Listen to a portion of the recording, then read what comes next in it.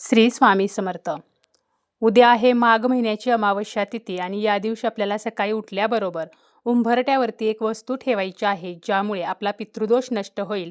तसेच संध्याकाळच्या वेळेला सुद्धा आपल्याला उंबरट्यामध्ये एक वस्तू ठेवायची आहे, ज्यामुळे आपल्या घरामध्ये सकारात्मक बदल होतील. या दिवशी सकाळी लवकर उठायचं आहे. त्यानंतर आपल्याला स्नान करायचं आहे. स्नान करताना अंघोळीच्या पाण्यामध्ये 4 थेंब गंगाजल टाकावे, कारण या दिवशी स्नान करण्याला अतिशय महत्त्व आहे. पवित्र नदीमध्ये स्नान करणे हे आपल्याला शक्य होत नाही, म्हणून आंघोळीच्या पाण्यामध्ये 4 थेंब गंगाजल टाकावे. आपल्या मनातील आणि आपल्या शरीरातील नकारात्मकता नष्ट व्हावी म्हणून चिमूटभर हळदसुद्धा टाकावी. स्नान झाल्यावर स्वच्छ वस्त्र आपल्याला परिधान करायचे आहेत आणि यानंतर घराच्या उंबरट्यावरती आपल्याला एक वस्तू जी आहे तर ती ठेवायची आहे. आता या व्हिडिओमध्ये आपण 2 ते 3 वस्तू पाहणार आहोत. या वस्तू आपण उंबरट्यामध्ये ठेवल्यामुळे आपल्या घराची प्रगती होते, भरभराट होते. आपल्या घरातील जे काही दोष आहेत, नकारात्मकता आहे, तर ती नष्ट होत असते.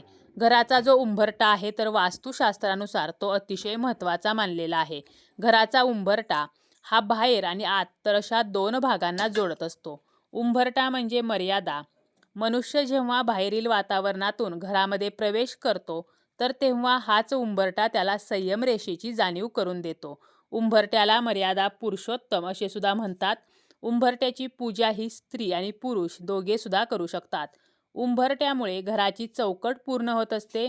नकारात्मक ऊर्जेला सकारात्मक करण्याचे काम हा उंबरटा करत असतो.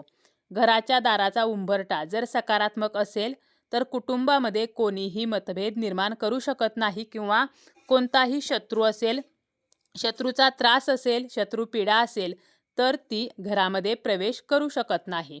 उंबरटा जो आहे तर तो अतिशय महत्त्वाचा मानलेला आहे आणि म्हणूनच आपल्याला उंबरट्यावरती एक वस्तू जी आहे तर ती ठेवायची आहे. अमावस्या तिथी जी आहे तर ती पितरांना समर्पित असते आणि आपला जो उंबरटा आहे तर त्या ठिकाणी आपल्या पितरांचे स्थान जे आहे तर ते असते आणि आपल्याला बऱ्याच वेळेला पितृदोषाचा सामनासुद्धा करावा लागत असतो. आपले पितर जर आपल्यावरती नाराज असतील, आपल्याकडून जर आपल्या पितरांच्या बाबतीत नकळतपणे एखादी चूक झालेली असेल, तर आपले पितर जे आहेत तर ते आपल्यावरती नाराज असतात आणि मग आपल्याला पितृदोष जो आहे तर तो लागत असतो.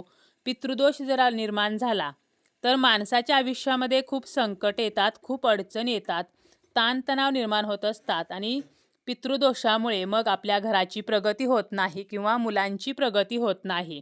आपण कितीही देवदेव केले, पूजापाठ केले, तरीसुद्धा उपयोग होत नाही. पितृदोषामुळेच संतती प्राप्ती होण्यामध्ये सुद्धा अडचणी निर्माण होतात. घरातील मुलांचे विवाह होण्यामध्ये उशीर होतो. त्याचप्रमाणे जर आपला उद्योग व्यवसाय असेल तर त्यामध्ये वाढ होत नाही.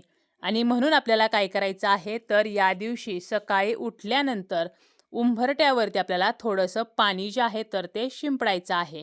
यामुळे काय होतं, उंबरट्यावरती जे आपले पितर आहेत तर ते हे पाणी ग्रहण करतात आणि ते तृप्त होतात. म्हणून आपल्याला सर्वात पहिली गोष्ट करायची आहे ती म्हणजे स्नान झाल्यावर उंबरट्यावरती पाणी शिंपडायचं.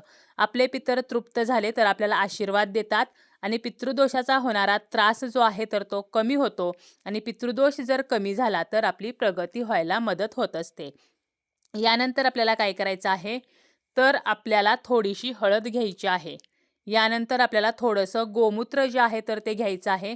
गोमूत्र जे आहे तर त्यामध्ये गंगेचे वास्तव्य असते आणि आपल्याला थोडंसं गुलाबजल जे आहे तर ते सुद्धा घ्यायचं आहे.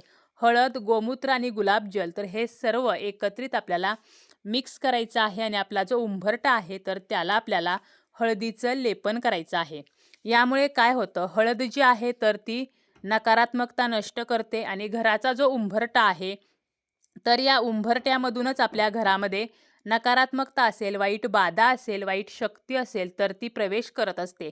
आणि जेव्हा उंबरट्याला आपण हळदीचं लेपन करतो त्यावेळेला काय होतं तर ही जी नकारात्मकता आहे तर ती उंबरट्याच्या बाहेरच नष्ट होत असते. म्हणून आवर्जून आपल्याला उंबरट्याला हळदीचं लेपन जे आहे तर ते सुद्धा करायचं आहे.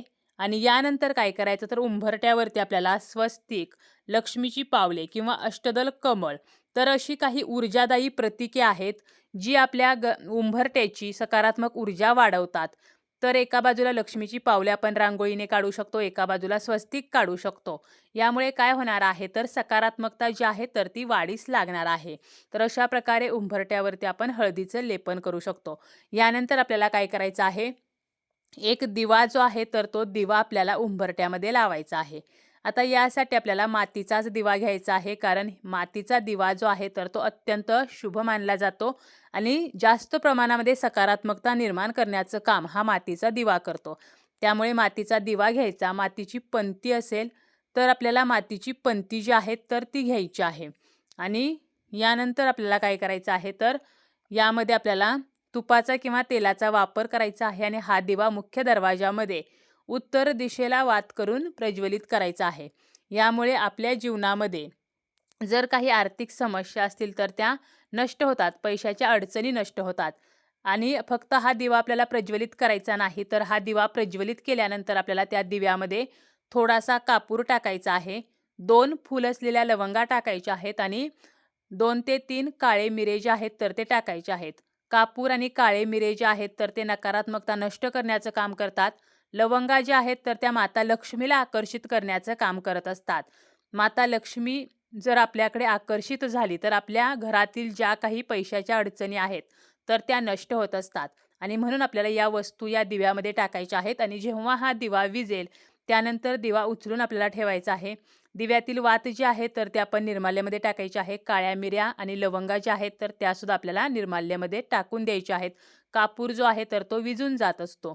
तर अशा प्रकारे आपल्याला हा दिवा जो आहे तर तो सुद्धा मुख्य दरवाजामध्ये प्रज्वलित करायचा आहे. कापूर जो आहे तर तो विरघळतो, त्यामुळे सुद्धा बरीचशी नकारात्मकता जी आहे तर ती नष्ट होते आणि वातावरण सकारात्मक होत असतं. कापूर सुद्धा धार्मिकदृष्ट्या अतिशय महत्त्वाचा आहे. त्यामुळे कापूर जो आहे तर तो सुद्धा आपल्याला या दिव्यामध्ये टाकायचा आहे. त्याचप्रमाणे संध्याकाळच्या वेळेला सुद्धा असाच दिवा आपण मुख्य दरवाजामध्ये लावू शकतो. सकाळी किंवा संध्याकाळी लावला तरी चालेल आणि आपल्याला आपल्या उंबरठ्यामध्ये संध्याकाळच्या वेळेला थोडासा कापूर जो आहे तर तो सुद्धा प्रज्वलित करायचा आहे. यामुळे सुद्धा नकारात्मकता नष्ट होत असते.